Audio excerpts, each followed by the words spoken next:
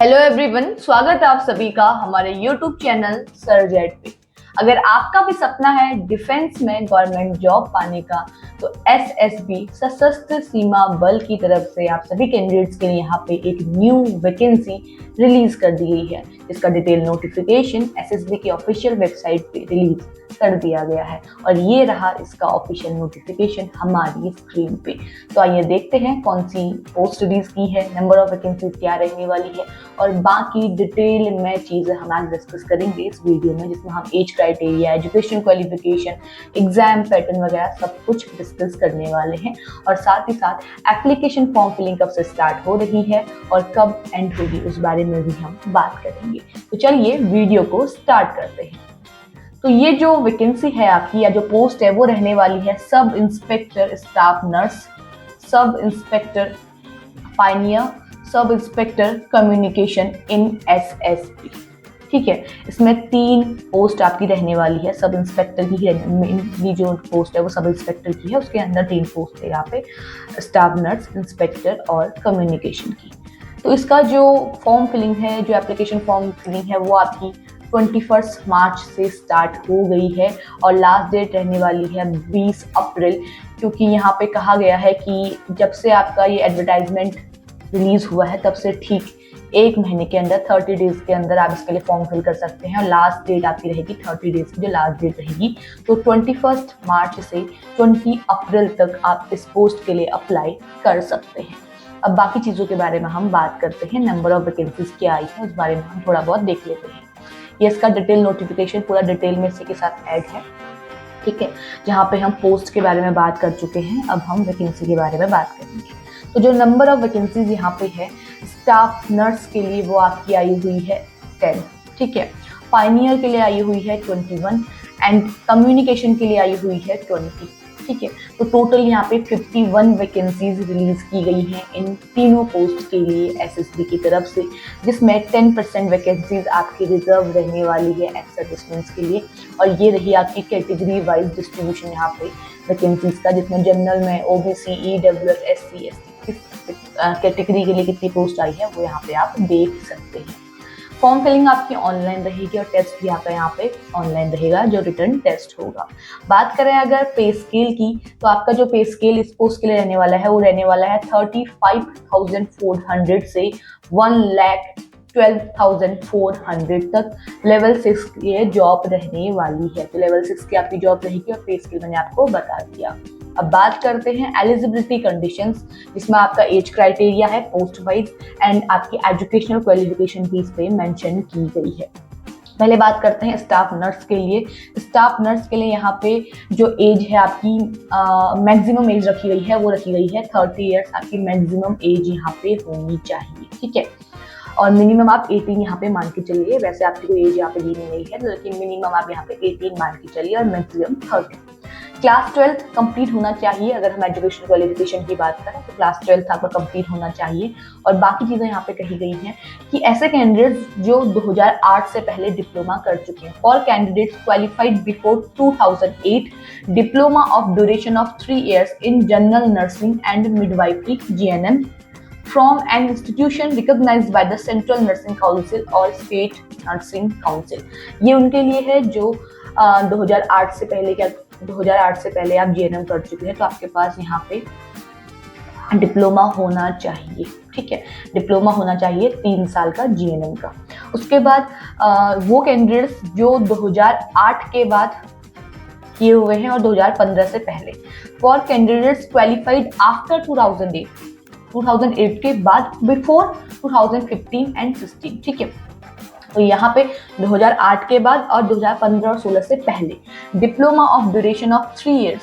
ठीक है, इस बीच में अगर किसी ने किया हुआ है जीएनएम तो आपको कहा गया है कि 3 साल का आपका डिप्लोमा होना चाहिए and half years in a GNM general nursing and midwifery from an institution recognised by the central nursing council और स्टेट काउंसिल। ठीक है, हाफ ईयर्स एंड 3 years का आपका होना चाहिए डिप्लोमा, जो 15-16 से पहले और 2008 के बाद वाले कैंडिडेट हैं। अब वो कैंडिडेट्स जो 2015 और 16 के बाद वाले हैं, आफ्टर 2015 एंड 16, जो मतलब करंट में अभी जो कैंडिडेट्स हैं उनके लिए 2015 से 15-16 से 2026 के लिए सारे कैंडिडेट्स के लिए है। Diploma of duration of 3 years in general nursing and midwifery GNM with internship from an institution recognized by the Central Nursing Council और State Council। तो आपका यहाँ पे 3 साल का GNM का कोर्स तो होना ही चाहिए जो 2015-16 के बाद किए हुए हैं GNM, और साथ ही साथ आपके पास यहाँ पे इंटर्नशिप भी होनी चाहिए। ठीक है, इंटर्नशिप भी आपने की हुई होनी चाहिए। registered with Central Nursing Council और Nursing Council as a general nurse and midwife। यहाँ पे आपका जो स्टेट का तो यहाँ पे नहीं कहा गया, सेंट्रल के लिए नहीं, स्टेट के लिए भी कहा गया है। जो रजिस्ट्रेशन होता है यहाँ पे जो नर्सिंग वगैरह करते हैं उनके कैंडिडेट्स यहाँ पे सेंट्रल और स्टेट नर्सिंग काउंसिल में रजिस्ट्रेशन होता है, तो आपका वो रजिस्ट्रेशन भी यहाँ पे कंप्लीट होना चाहिए, तभी आप इसके लिए अप्लाई कर सकते हैं। ठीक है, 3 कोर्सेज हैं, 3 कोर्सेज के अकॉर्डिंग आप ईयरली यहाँ पे बोला गया है 2008 से पहले वाले, 2008 के बाद वाले और 2015-16 के बाद वाले, और 12th आपका यहाँ पे बेसिक मांगा गया है। अब बात करते हैं पायनियर की, सब इंस्पेक्टर पायनियर। तो यहाँ पे पायनियर के लिए कहा गया है एज आपकी सेम ही है। Bachelors of degree in civil engineering from a recognised university and institute, आपको यहाँ पे बैचलर डिग्री मांगी गई है सिविल इंजीनियरिंग से, किसी भी यूनिवर्सिटी या इंस्टीट्यूट से। Sub inspector communication, as same ही है आपकी, यहाँ पे 30 ईयर्स आपकी मैक्सिमम रखी गई है। बैचलर डिग्री मांगी गई है इन इलेक्ट्रॉनिक्स एंड कम्युनिकेशन और कंप्यूटर साइंस और इंफॉर्मेशन टेक्नोलॉजी इंजीनियरिंग और science with physics chemistry and mathematics from a recognised university and institute. या तो आपका बैचलर डिग्री होनी चाहिए इलेक्ट्रॉनिक्स एंड कम्युनिकेशन में, या कंप्यूटर साइंस में, या आईटी इंजीनियरिंग में, या साइंस विद फिजिक्स केमिस्ट्री और मैथमेटिक्स में। इसमें से किसी भी एक स्ट्रीम में आपका बैचलर होना चाहिए, तभी आप इस पोस्ट के लिए एप्लीकेबल है। और क्लोजिंग विंडो की बात करें, यानी एप्लीकेशन क्लोज होने की हम यहाँ पे बात करें, the closing date for the application 30 years days from the date of publication of the advertisement in the employment news, यानी 30 दिन बाद। 21 को आपका एडवर्टाइजमेंट रिलीज हुआ है, 21 मार्च से 30 दिन तक ही आप इस पोस्ट के लिए यहाँ पे अप्लाई कर सकते हैं। उसके बाद आपकी जो विंडो है वो क्लोज हो जाएगी फॉर्म फिल करने की। ठीक है, अब वो थी आपकी एज, जो मिनिमम और मैक्सिमम एज हमने यहाँ पे डिस्कस करी, वो आपकी नॉर्मल एज क्राइटेरिया यहाँ पे रखा गया है। अगर आपको एज रिलैक्सेशन चाहिए, यानी आप किसी SC, ST, OBC, EWS, ex serviceman इन कैटेगरी से बिलोंग करते हैं, तो आप यहाँ पे एज रिलैक्सेशन का फायदा भी उठा सकते हैं। आपको उम्र में छूट दी जाती है, और ये रही आपकी ये स्किल की आपकी यहाँ पे उम्र में छूट कैसे कैसे आपको दी जाएगी, कितनी। जैसे SC, ST के लिए 5 साल की उम्र में छूट है, यानी एज रिलैक्सेशन। OBC का 3 साल का, एक्स सर्विसमैन के लिए यहाँ पे 3 साल का, तो डिपार्टमेंट में जो काम करते हैं उनके लिए भी दिया हुआ 5 साल का। तो यहाँ पे ऐसे मेंशन किया हुआ है। अगर आप इन कैटेगरी से बिलोंग करते हैं और आप 30 ईयर्स से ज़्यादा एज के हैं, तो आप इसका फ़ायदा उठा सकते हैं, लेकिन इसके लिए आपको वैलिड डॉक्यूमेंट शो करने होंगे। बस वो डॉक्यूमेंट आप शो करेंगे और आपको यहाँ पे एज रिलैक्सेशन मिल जाएगा, आप उसका फ़ायदा उठा सकते हैं। ठीक है, अब बात करेंगे हम यहाँ पे फीस की। तो यहाँ पे जो फीस है वो रहने वाली है जनरल मेल, EWS मेल और OBC मेल के लिए 200 फीस आपकी रहने वाली है। ये सिर्फ मेल कैंडिडेट्स के लिए ही है, क्योंकि यहाँ पे फीमेल कैंडिडेट्स के लिए कोई भी फीस नहीं रखी गई है, भले वो किसी भी कैटेगरी से बिलोंग करती हो। तो यहाँ पे जनरल मेल, EWS मेल और OBC मेल के लिए फीस रखी गई है। SC, ST, एक्स सर्विसमैन और फीमेल कैंडिडेट्स के लिए कोई भी फीस यहाँ पे नहीं रखी गई है। ठीक है, यहाँ पे आपकी 200 रुपये फीस रहेगी इस एप्लीकेशन के लिए या इस एग्जाम के लिए। हाउ टू अप्लाई की, आपको कैसे कैसे अप्लाई करना है। पहले आपको अपनी पर्सनल डिटेल यहाँ पे फिल करनी होगी, जिसमें आपका नेम, पेरेंट्स का name, date of birth, gender, religion वगैरह सारी चीज़ें आएंगी। उसके बाद आपका आधार कार्ड इसमें अपलोड होगा। देन आपकी यहाँ पे एजुकेशनल क्वालिफिकेशन वो अपलोड हुई जो मांगी गई है आपसे, उस हिसाब से आप सारी चीज़ें यहाँ पे अपलोड करेंगे। देन आप पासवर्ड क्रिएट करेंगे इसके लिए, वो पासवर्ड आप संभाल के रखें, क्योंकि जब आप एडमिट कार्ड वगैरह डाउनलोड करेंगे तो आपका वही पासवर्ड आप काम आएगा आगे जाके। जब आपकी पर्सनल डिटेल फिल हो जाती है, देन आपका जो एप्लीकेशन फॉर्म है वो आगे बढ़ेगा और उसमें आपको कहा जाएगा कि आप अपनी फोटो एंड सिग्नेचर अपलोड करें। तो आपको फोटो एंड सिग्नेचर वहाँ पे अपलोड करना है। कौन से साइज की फोटो रहेगी, कितना साइज रहेगा फोटो का, सिग्नेचर का कितना साइज रहेगा, वो मेंशन किया हुआ है, उस हिसाब से आप देख लें। ठीक है, जब आपकी फोटो एंड सिग्नेचर अपलोड हो जाते हैं, देन लास्ट में आपकी पेमेंट आपको करनी होगी। और जैसे ही आप पेमेंट करेंगे, मोड ऑफ पेमेंट चूज करेंगे, आप अपना पेमेंट करेंगे, आपका एप्लीकेशन फॉर्म कंप्लीट हो जाएगा। उसे सेव कर लें, एज अ PDF प्रिंट निकालना है, आपकी मर्जी है। लेकिन जब तक आप यहाँ पे फीस पे नहीं करेंगे, आपका एप्लीकेशन फॉर्म यहाँ पे फिल नहीं होगा। ठीक है, तो आपको यहाँ पे इस तरीके से फॉर्म फिल करना है। ये आपका स्टेप बाय स्टेप प्रोसेस थी। अब बात करते हैं यहाँ पे सिलेक्शन प्रोसेस की, कि आपका सिलेक्शन कैसे कैसे होगा। तो यहाँ पे पहला स्टेज है आपका सिलेक्शन प्रोसेस का, फिजिकल एफिशिएंसी टेस्ट या फिजिकल स्टैंडर्ड टेस्ट, PET या PST यहाँ पे रखा गया है इसको। ये आपका पहला स्टेज है, पहले आपको इसको क्वालिफाई करना है। जिसमें आपका PET के लिए कहा गया है, ये आपकी मेल कैंडिडेट के लिए रेस रखी गई है, ये फीमेल कैंडिडेट के लिए रेस रखी गई है। स्टाफ नर्स और पाइनियर के लिए ये है, ठीक है, कम्युनिकेशन के लिए नहीं है, सब इंस्पेक्टर के लिए। तो SI जो 2 पोस्ट आई हैं आपकी, उसके लिए है। यहाँ पे मेल के लिए भी है, फीमेल के लिए भी अलग अलग यहाँ पे रेस रखी गई है। उसके बाद आपका आता है फिजिकल स्टैंडर्ड टेस्ट, ठीक है, जिसमें आपका यहाँ पे हाइट आपको दी हुई है, चेस्ट दी हुई है, मेल के लिए अलग है, फीमेल के लिए अलग है। आप अपने हिसाब से देख लें, आप किस एरिया से यहाँ पे बिलोंग करते हैं, कौन सी कैटेगरी से बिलोंग करते हैं, उस हिसाब से आप देख सकते हैं। आपसे हाइट, चेस्ट यहाँ पे क्या मांगी गई है, फीमेल है तो क्या मांगी गई है, मेल है तो क्या मांगी गई है।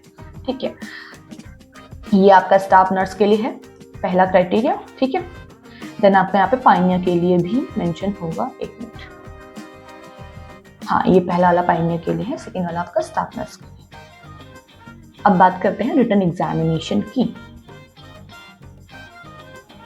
वेट, यहाँ पे कम्युनिकेशन के लिए कुछ नहीं दिया गया है, PST भी या PET यहाँ पे नहीं दिया गया है। बात करते हैं रिटन टेस्ट की। तो कहा गया है कि जो भी रिटन टेस्ट में वही कैंडिडेट्स बैठेंगे जो फिजिकल टेस्ट क्वालिफाई करेंगे, तभी आप यहाँ पे बैठेंगे, यानी आप क्वालिफाइड माने जाएंगे रिटन टेस्ट के लिए। रिटन टेस्ट आपका CBT रहेगा, यानी कंप्यूटर बेस्ड टेस्ट रहेगा, ऑनलाइन आपका ये एग्जाम होगा।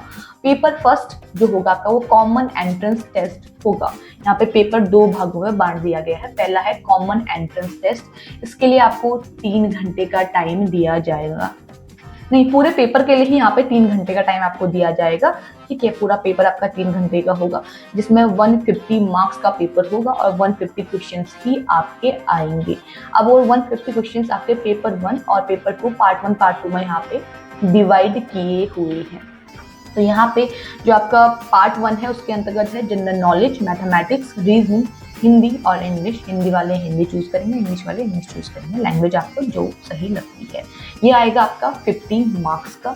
100 मार्क्स का आपका टेक्निकल सब्जेक्ट आएगा, आपका जो भी हर किसी पोस्ट के लिए यहाँ पे जो सब्जेक्ट मांगा गया है उसी के अंतर्गत आपका 100 मार्क्स का यहाँ पे क्वेश्चन पेपर आएगा। टोटल हो जाता है आपका 150 मार्क्स। अब बात करते हैं मिनिमम क्वालिफाइंग मार्क्स। तो यहाँ पे जनरल, AWS, OBC और एक्स सर्विसमैन के लिए यहाँ पे जो क्वालिफाइंग मार्क्स रखे गए हैं रिटन एग्जाम के लिए वो 50% रखे गए हैं, और SC ST के लिए यहाँ पे 45% रखे गए हैं। मिनिमम क्वालिफाइंग मार्क्स जो आपको रिटन टेस्ट में लेके आने हैं, अगर आपके इतने मार्क्स नहीं आते हैं तो आप क्वालिफाई नहीं माने जाएंगे। अब यहाँ पे कहा गया है कि final merit list prepared on the basis of marks obtained by the candidates in written examination. तो आपकी जो फाइनल मेरिट लिस्ट लगेगी वो आपके रिटन एग्जामिनेशन में जो मार्क्स आए होंगे उसी के हिसाब से आपकी फाइनल मेरिट लिस्ट यहाँ पे प्रिपेयर की जाएगी। तो ध्यान रहे, आपको यहाँ पे रिटन एग्जाम में बहुत अच्छे मार्क्स लेके आने हैं, तभी आप यहाँ पे सेलेक्ट हो पाएंगे इस पोस्ट के लिए। तो चलिए, आपका PET हो गया, आपका PST हो गया। अब आपका रिटन एग्जामिनेशन भी आपने क्वालिफाई कर लिया। जब आपका रिटन एग्जामिनेशन क्वालिफाई हो जाएगा तो फिर आप यहाँ पे एप्लीकेबल होंगे डॉक्यूमेंटेशन के लिए। आपका यहाँ पे डॉक्यूमेंटेशन होगा।